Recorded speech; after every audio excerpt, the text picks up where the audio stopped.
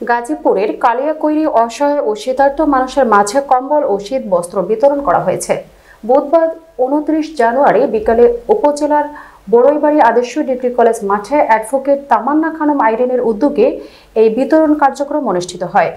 অনুষ্ঠানে সভাপতিত্ব করেন চাপাইয়ের ইউনিয়ন বিএনপির সভাপতি ডিজি রাব্বানী, সঞ্চালনা করেন এশিয়ার সেরা নারী উদ্যোক্তা মোসাম্মদ আসমা খাতুন। অনুষ্ঠানে প্রধান অতিথির বক্তব্য রাখেন ঢাকা বিভাগীয় বিএনপির সাংগঠনিক সম্পাদক ও কেন্দ্রীয় বিএনপির নির্বাহী সদস্য কাজী সাইয়েদুল আকবর বাবুল।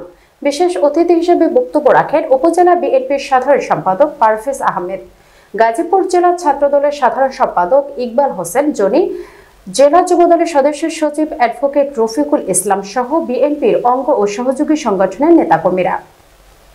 এখানে আরো অনেকেই উপস্থিত আছেন। অন্য কোনো হিসেবে কিন্তু এখানে আসিনি। আমি আপনাদের মেয়ে, এটা আমার গ্রাম, এখানে আমি জন্মেছি, এখানে আমি বড় হয়েছি, আপনাদের সাথে আমি একসাথে খেলেছি, বড় হয়েছি।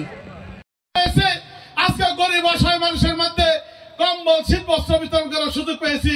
এই সুযোগ কিন্তু বিগত দিনে ছিল না। আমরা এই সুযোগকে কাজে লাগাতে চাই।